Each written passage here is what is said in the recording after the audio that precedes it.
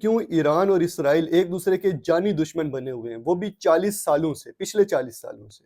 دیکھا جائے تو شروع سے ایسا ہی نہیں تھا، بلکہ 1979 سے پہلے ایران اور اسرائیل بڑے پکے دوست تھے، لیکن پھر 1979 میں اسلامک ریولوشن آ گیا۔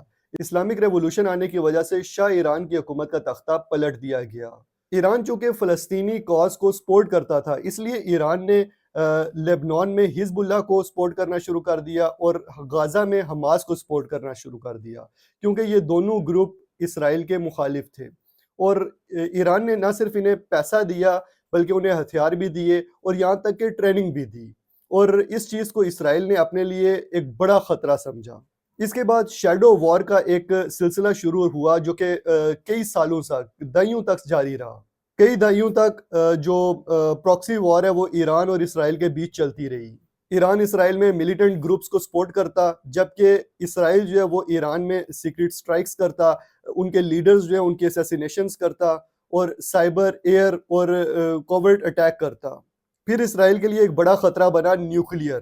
اسرائیل کو لگا کہ ایران نیوکلیئر پروگرام پہ کام کر رہا ہے، اس کے پاس انریچ یورینیم بھی ہے اور نیوکلیئر اٹیک کرنے کی کیپیبلٹی بھی ہے۔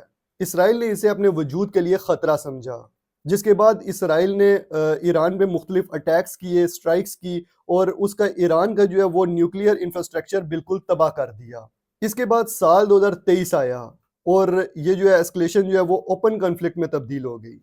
سال 2023 میں حماس نے جو ہے وہ اسرائیل پہ ایک بڑا حملہ کر دیا، اور جس سے حماس اور اسرائیل کے درمیان جنگ شروع ہو گئی۔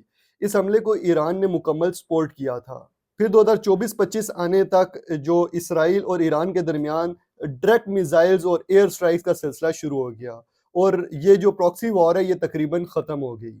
اب موجودہ صورتحال یہ ہے کہ یو ایس اور اسرائیل نے اکٹھے ایران پہ ایک سٹرائک کیا، اور جس کے نتیجے میں ایران کے سپریم لیڈر آیت اللہ علی خامنائی رحمۃ اللہ علیہ شہید ہو گئے۔